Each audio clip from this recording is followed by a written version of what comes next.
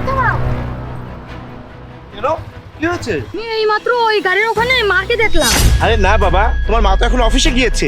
আমি শিওর দেখেছি, তুমি একবার চেক করে এসো। ঠিক আছে বাবা, দেখে দাও, আমি চেক করে আসছি।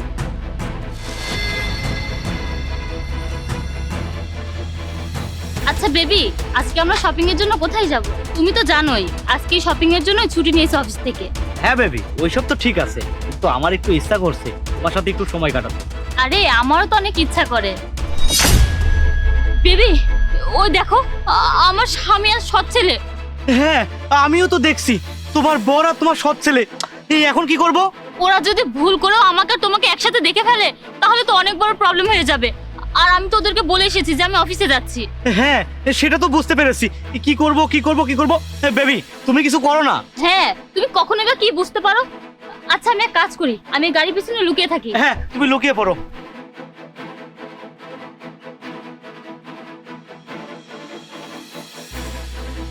আচ্ছা ভাইয়া, এখানে কি অপু ছিল?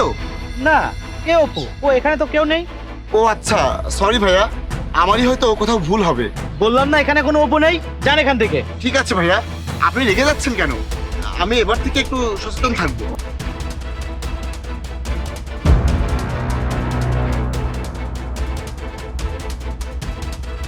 দেখেছো, ওখানে তোমার মা নেই। আরে বাবা, তুমি বিশ্বাস কেন করছো না? আমি সত্যি দেখেছি। আচ্ছা ঠিক আছে, এসব পরে দেখছি, এখন বাসা চলো।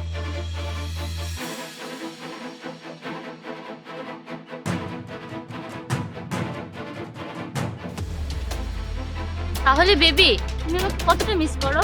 আমি তোমাকে দিনরাত সব সময় মিস করি। অপু, এইটা তোমার অফিস? এখানে তোমার অফিস চলছে? আর এইটা তোমার সিনিয়র অফিসার? বাহ, তোমার তো অনেক ভালো প্রজেক্ট চলছে। না না জাহিদ, তুমি যেমনটা ভাবছো তেমনটা নয়। আমি তোমাকে সব সত্যিটা এখনই বলছি। মুখ বন্ধ রাখো তোমার। আমি তোমার থেকে কিছুই শুনতে চাই না। আমি যা দেখার নিজের চোখে দেখেছি। ওই দিন আমার ছেলে আমাকে বলেছিল, তারপর থেকেই আমার সন্দেহ শুরু হয়। এই জন্যই তারপর থেকে আমি তোমার পিছু নেই। আর এখন আমি সবকিছু জেনেও গেছি আর দেখেও নিয়েছি। এখন তুমি আর কোন সত্যিটা বলবে আমাকে? এখন হয়তো তুমি ভাবছো যে এই সবটা আমি কি করে জানলাম। শোনো, তুমি যখন ফোনে বাসায় তোমার বয়ফ্রেন্ডের সাথে কথা বলছিলে। হ্যাঁ বেবি, বাড়িতে কারোরই সন্দেহ হয়নি। আমি একটা কাজ করছি বুঝছো, একটু পরেই আমার এই বোকার স্বামীকে অফিসে যাওয়ার নাম করে তোমার সাথে দেখা করতে আসছি। তারপর আমরা দুজন মিলে একটু কোয়ালিটি টাইম স্পেন্ড করবো, ঠিক আছে? আর এমনি তো আমার এই স্বামীর চেহারা দেখে দেখে আমি বিরক্ত হয়ে গেছি।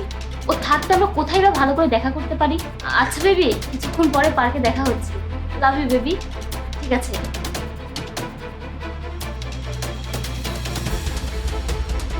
জাহিদ শোনো, আজকে আমার অফিসে অনেক ইম্পর্টেন্ট কাজ আছে। আর এমনি তো আমি অনেকটা লেট করে ফেলেছি, তো আমি চলে যাচ্ছি। তুমি খাওয়া দাওয়া করে ঘুমিয়ে পড়ো। আর আমার জন্য অপেক্ষা করার দরকার নেই, আমার আসতে একটু দেরি হবে। আচ্ছা ঠিক আছে। ওকে, বাই তাহলে। এবার একটা কাজ করি, এবার ওর পিছু পিছু গিয়ে দেখি ও আসলে কোন অফিসে যায়। এবার তুমি বুঝতে পেরেছো যে আমি কিভাবে জানলাম এই সবটা? না জানি কতদিন ধরে তুমি তোমার এই বয়ফ্রেন্ডের সাথে চক্কর চালাচ্ছ। আচ্ছা, আমার ভালোবাসায় কি কম দিচ্ছিল যে তুমি আমাকে ধোকা দিলে? আরে অপু, আমার কথা না হয় আমি বাদ দিলাম, কমসে কম তুমি তোমার এই পেটের বাচ্চাটার কথা তো ভাবতে পারতে। তুমি তো সমাজে আমার নাকটাই কেটে দিলে।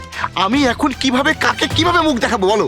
আর তুই, তোকেই বা আমি কি বলবো, কারণ আমার নিজের প্লেটই তো ফুটা। তুই তো ভালো করে জানতিস যে অপু একজন বিবাহিত, তারপরে কেন কিভাবে তুই ওর সাথে রিলেশনশিপে গেলি? তুই কাজটা অনেক খারাপ করেছিস। আর অপু শোনো, তোমার সাথে আমি আর সংসার করতে চাই না। আমি তোমাকে ডিভোর্স দিয়ে দিচ্ছি। আমার সাথে যা করেছো কমসে কম এই ছেলেটার সাথে সেটা করো না, অন্তত তার সাথে বাকি জীবনটা কাটিয়ে দিও। জাহিদ প্লিজ এমনটা করো না। প্লিজ তুমি আমাকে ডিভোর্স দিও না। আমি তোমাকে প্রমিস করছি আমি আর কখনো এমনটা করব না। আমি ভুলেই গিয়েছিলাম যে আমার পেটে তোমার বাচ্চা বড় হচ্ছে। আমার জন্য না হোক, কমসে কম এই বাচ্চাটার কথা ভেবে তো আমাকে একটা সুযোগ দাও। তোমার কি মনে হচ্ছে এত কিছুর পরেও আমি তোমাকে মাফ করে দিব? আরে এটা তুমি ভুলেও ভেবো না। আমি আর তোমার সাথে এক সেকেন্ডও থাকতে চাই না। আমি চলে যাচ্ছি, প্লিজ তুমি আর আমার পিছু পিছু আসবে না। তুমি এই ছেলের সাথেই সুখী থাকো। বেবি, এবার তো আমাদের পথের কাটা ক্লিয়ার হয়ে গেল। এখন তো আমরা বিয়ে করতে পারি, আর তো কোনো প্রবলেম নেই। আমি তোমাকে অনেক ভালোবাসি, আমি তোমার সাথে সারাটা জীবন কাটাতে চাই। আমরা বিয়ে করে সারাটা জীবন সুখে থাকবো। এবার তো তুমি বিয়ে করবে। অপু, আমি তোমার সাথে বিয়ে করতে চাই না, আর আমার মনে হয় না যে তোমার সাথে বিয়ে করাটা আমার উচিত হবে। কারণ তুমি তোমার স্বামীকে ছেড়ে চলে এসেছো। আর ভবিষ্যতে যদি তুমি আমার চেয়ে কারোকে ভালো পাও, তাহলে তো তুমি আমাকেও ছেড়ে চলে যাবে। আমি তোমার মতো মেয়ের সাথে বিয়ে করতে চাই না। প্লিজ তুমি আমাকে মাফ করে দিও, আমি চলে যাচ্ছি। তুহিন প্লিজ আমার কথাটা শোনো।